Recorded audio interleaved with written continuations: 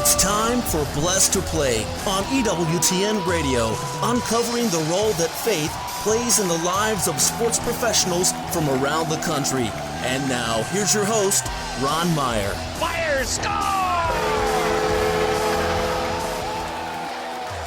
My guest today is Brian Polian. He's in his first year as Director of Athletics at John Carroll University in University Heights, Ohio, in the Cleveland area.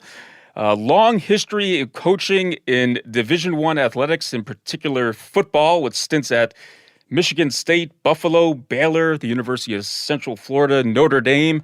He had his own gig at the University of Nevada, and he was at Louisiana State University, where he was the general manager of the football team, and has spent a season under Brian Kelly as a special teams coordinator. And now he's at a Division III institution. We'll talk about his career, but also his philosophy now in his first time being an athletic director at John Carroll.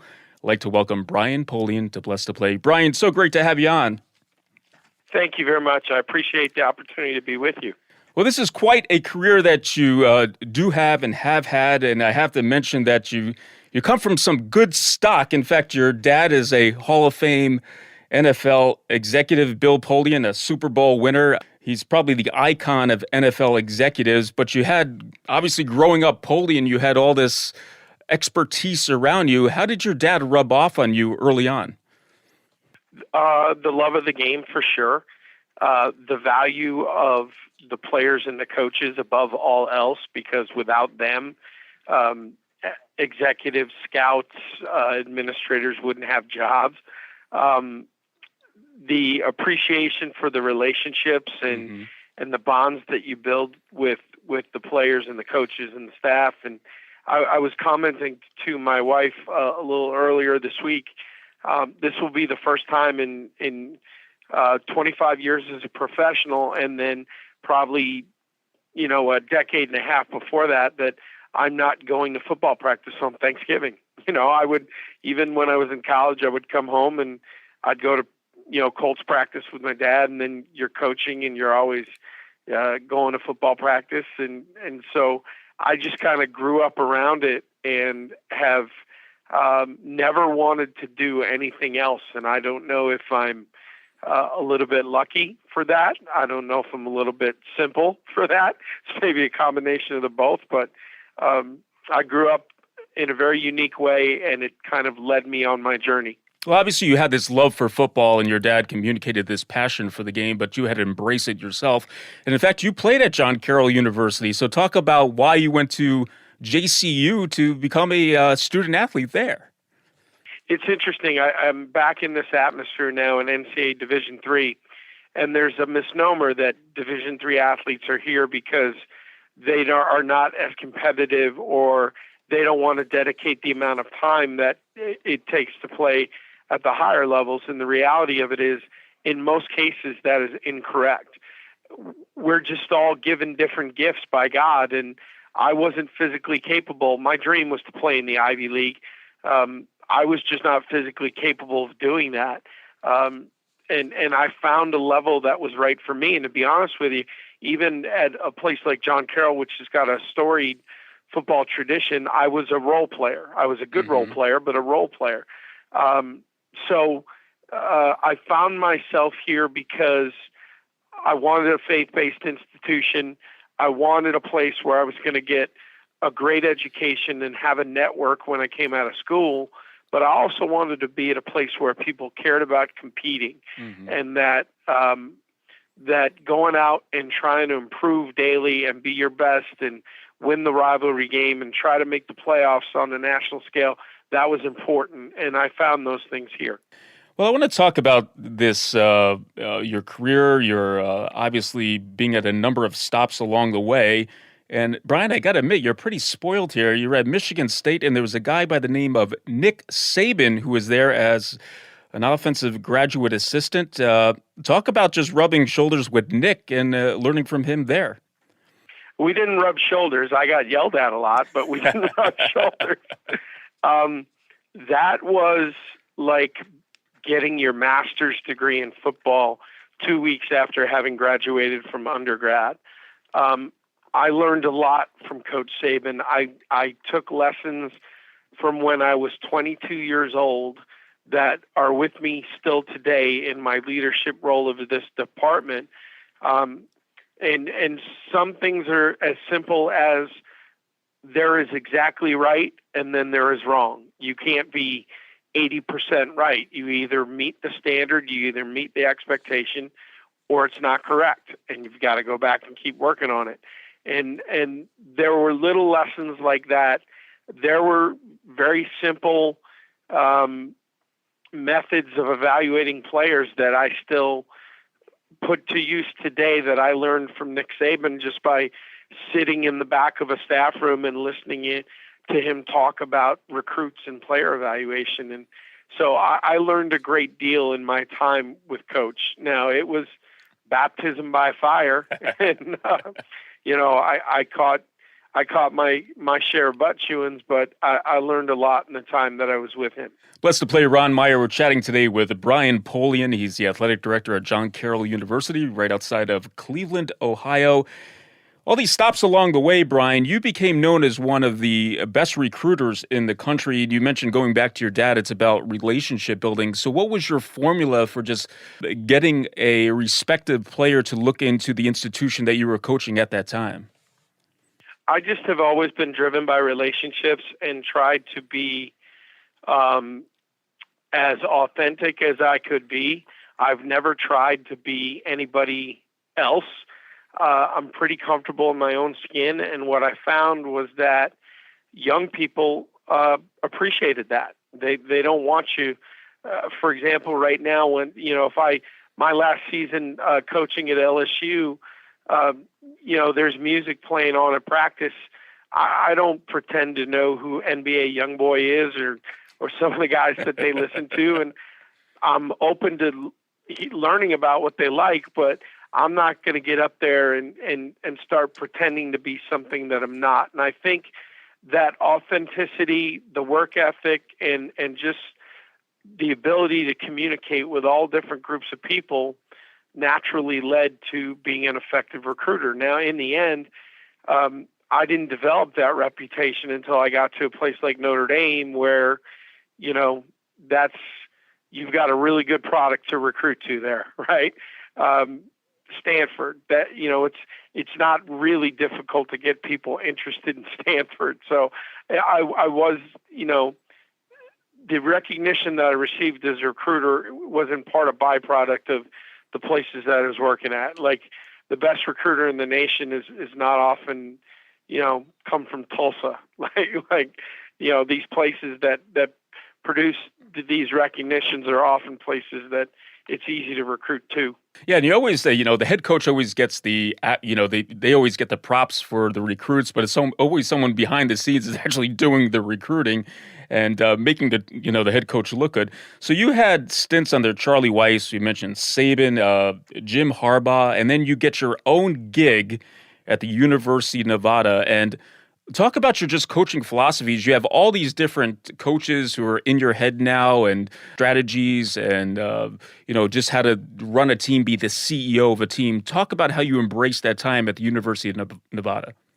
Well, my only regret looking back on that time is that I didn't work for Brian Kelly before I got that job, because I think Brian Kelly is the best manager of an organization and best communicator with a team that I've ever been around. And if I ever do if life works out wildly and I ever get a chance again in my career to lead an organization or a football team, a lot of what I'll put into place I learned from BK. That said, the best piece of advice I got was from Kevin Sumlin, who I had been with at Texas A&M and had left Kevin to go take the Nevada job. And Kevin told me that the difference between leaders that can make it and those who can't is the ability to have the uncomfortable conversation. That often confrontation, conflict, whatever you want to call it, those conversations can be healthy. They can help clear the air. They can get people moving in the right direction. But a lot of leaders are not comfortable initiating those conversations. And so that's always something that stuck with me. When I look back at my time at Nevada, my first year I was too concerned about processes and procedures. Recruiting needed to get fixed. Academic support needed to get fixed. We had to hire a trainer. We had to hire an equipment person. Those things are important, but the relationships with the student athletes and investing more time in knowing each player individually, figuring out what made them tick, those were more important. And unfortunately, in year one, I spent too much time focused on processes and procedures, and those things, they can get fixed. I recognized quickly I need to reset, and I recognized with the help of some older players like Joel Bitonio, who now is an all-pro guard for the Cleveland Browns, Cody Fajardo, he's going to play quarterback for the Alouettes this weekend and compete for a Grey Cup. Those guys came in and said, hey, listen, we like what you're doing, but you need to be around the players more. And that was a wake-up call for me, and it's a lesson that I will never forget, that I put into use wherever I am in leadership, and that's relationships with our people come first. Blessed to play Ron Meyer chatting today with Brian Polian, longtime head coach, a coordinator, assistant coach in Division I collegiate football with some big name programs, and now went to the Division III level at John Carroll University, his alma mater, to be the athletic director. And Brian, there's an uncanny characteristics about John Carroll and a pipeline. I'd say it's maybe a Polian pipeline, but there's a number of people in the NFL who have really good careers at the general manager position. I think Tom Telesco, your brother Brian has an NFL career, and there's a number of people there, and also behind the scenes as well in public relations. But it just amazes me that this Division III institution has so many people working in the NFL. Yeah, it's a really unique story, and it actually starts in the 50s. Don Shula is a graduate of John Carroll University, and we play in Don Shula Stadium, and so our ties back to the NFL go all the way back there. But there was a time here in the mid-'90s when there were a couple offshoots of a couple different family trees. My dad, Bill, was the GM of the Panthers at the time. He hired my brother Chris. He hired Dave Caldwell, who went on to become the GM of the Jags. He hired Tom Telesco, who went on to become and is still the GM of the Chargers. Greg Roman, who was the longtime coordinator with the Ravens, had his own connection in the league and got in.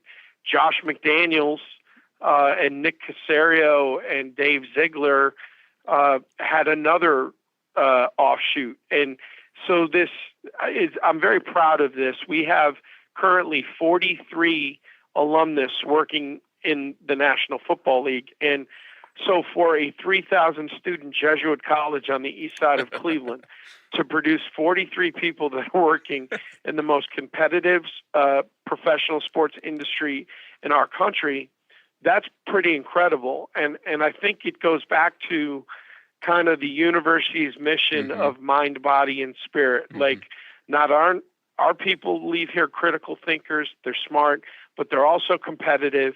They're well-rounded. They're not one-trick ponies. They can do a little bit of everything. And then the network kind of feeds itself. I remember a time when I was at Notre Dame and we had to hire an entry-level coach, and Coach Kelly said to me, hey, listen, I want you to handle this for me. And the first thing I did was call back to John Carroll and say, who's your best GA? Who's the best young coach? And they gave me a guy by the name of Pat Kramer, who was with us at Notre Dame for 2 or 3 seasons and is now with the Atlanta Falcons. So, I think when young people come out of John Carroll now and they get these opportunities, they understand that there's a standard and that those of us who've come before them are looking at them and saying, you better understand there's a standard now and you're going to represent us well. And that has led to this really unique situation in the league and our university. Yeah, a university that builds character for sure. I want to pick up on that theme, mind, body, and spirit, with our guest today, Brian Polian. He's the athletic director at John Carroll University, Cleveland, Ohio, and Blessed to Play returns right after this.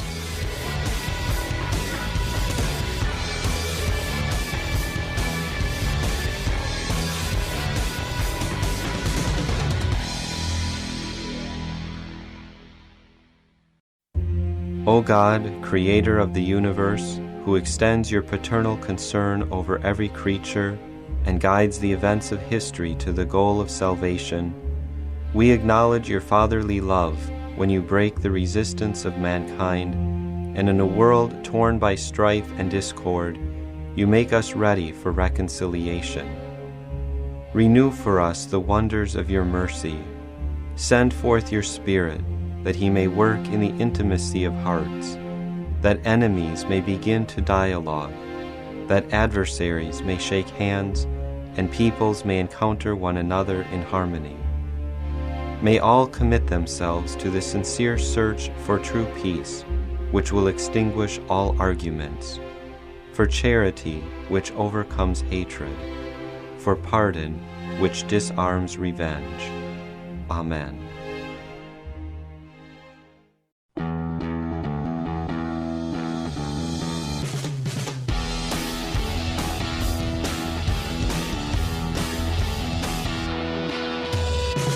Welcome back to Blessed to Play. Ron Meyer joined today by Brian Polian. He's the current athletic director at John Carroll University right outside of Cleveland, Ohio. What a career he has had as a coach, coordinator, head coach in Division I football with the likes of Michigan State, Notre Dame, Stanford, LSU, had his own gig at the University of Nevada for the Wolfpack. And now he's, it's first time being an athletic director. And Brian, I know, your philosophies, I want to say, faith, family, and football have trickled down to you being the athletic director at John Carroll. But talk about these core philosophies, including faith, that propel you to do what you do there at John Carroll. Well, I think philosophically, my personal view of our profession, whether it be coaching or as an administrator, is very much in line with the mission of the university, and that is to serve others. And it's a Jesuit mission. It's a Catholic mission. For me personally, it's always been about service for others, that the joy in my life comes from helping others be the best that they can be, and enjoying their success and being part of something bigger than myself. That's where my joy comes from. So it's natural that these two philosophies would mesh together, because they're so closely related.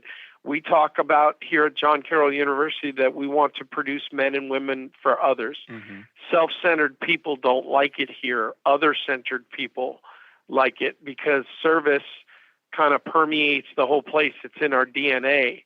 And I believe that those who coach, I believe that those who work in athletic administration, those who work in higher ed, they're wired the exact same way, that, the service and being other-centered is why they do what they do. So it was a very natural fit. Let's talk about the pursuit of excellence at a Catholic institution. And this is what I find interesting about you, because obviously being a Division I coach, you're playing in front of 80,000 people. There's a lot of media attention. There's, everything is geared and centered on that. And you're not going to get that at a Division III school, obviously. So you're coming here to really form the person. You're pursuing excellence, but there's a much greater attribute to what you're doing than just winning ball games or having your coaches win games.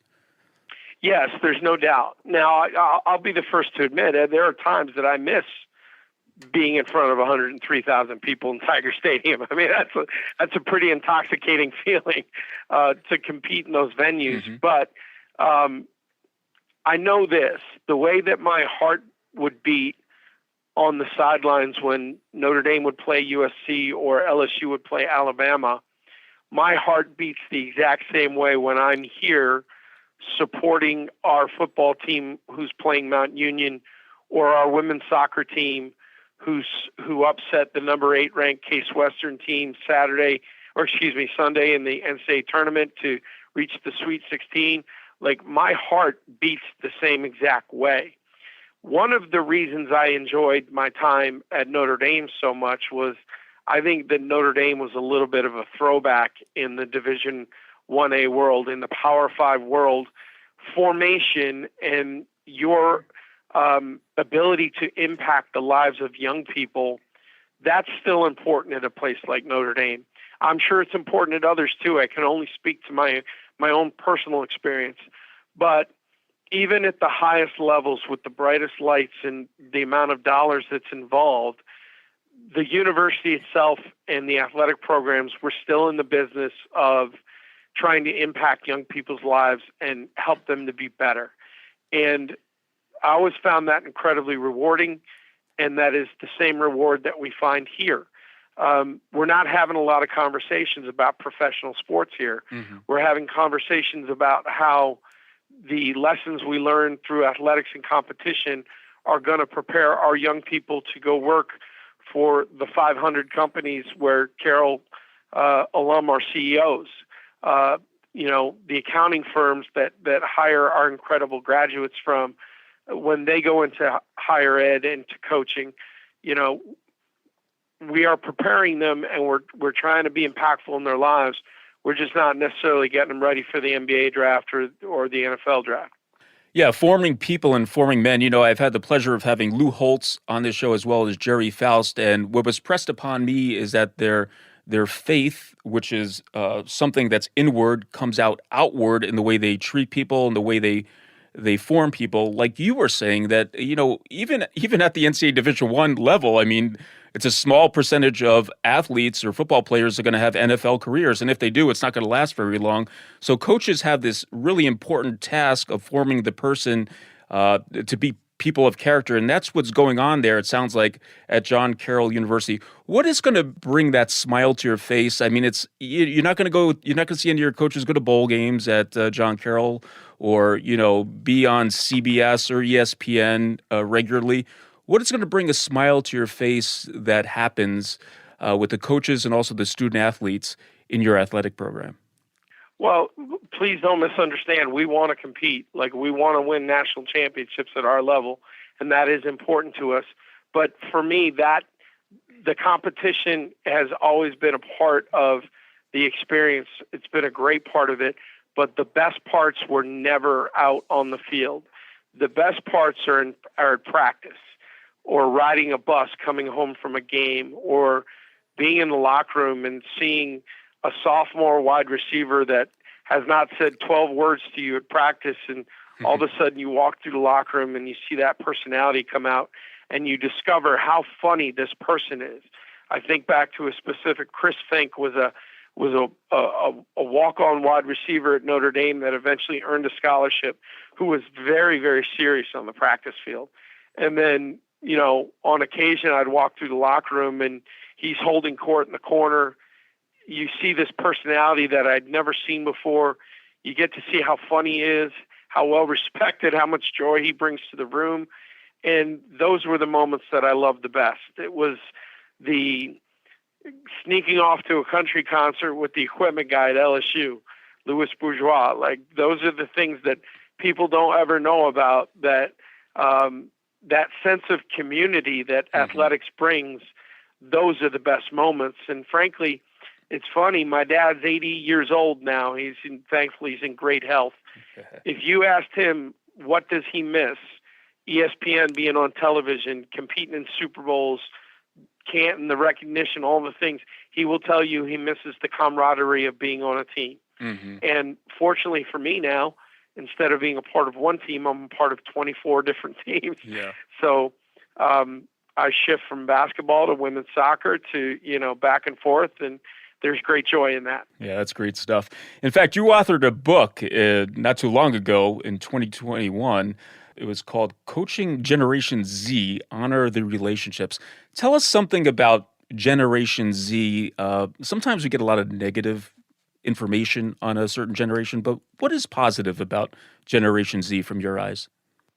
Well, if you're ever looking for a silver lining from the pandemic, the growth and the amount of adversity that Gen Z had to deal with when everybody endured the pandemic, they are coming out the back of it much stronger, much more resilient. And I look at young people that I dealt with at that time, and I just remember being so incredibly proud of them. As it relates to, what's unique about them, I would tell you this, and this is a lot of the basis of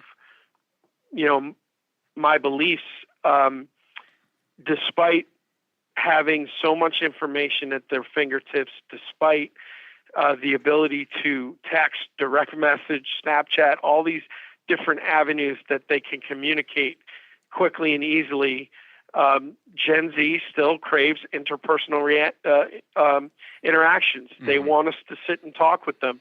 They want us to be interested in their lives.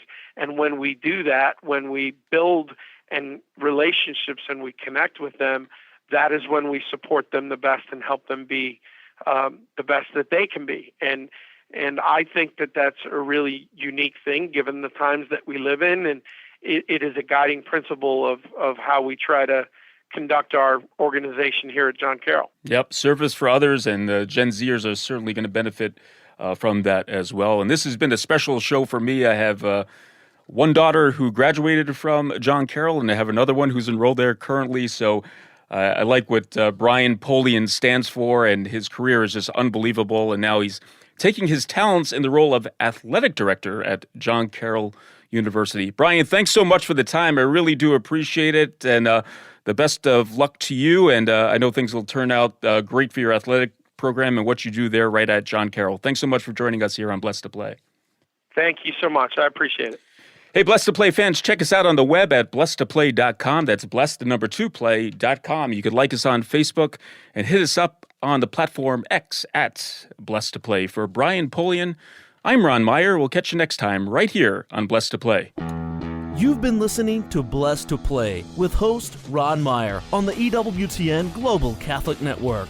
If you have a question or comment about today's show, feel free to email us at info@blessedtoplay.com. That's blessed, 2, play.com. You can also connect with the show on the web at www.blessedtoplay.com. Again, that's blessed, 2, play.com. Join us again next time for Blessed to Play on the EWTN Global Catholic Network.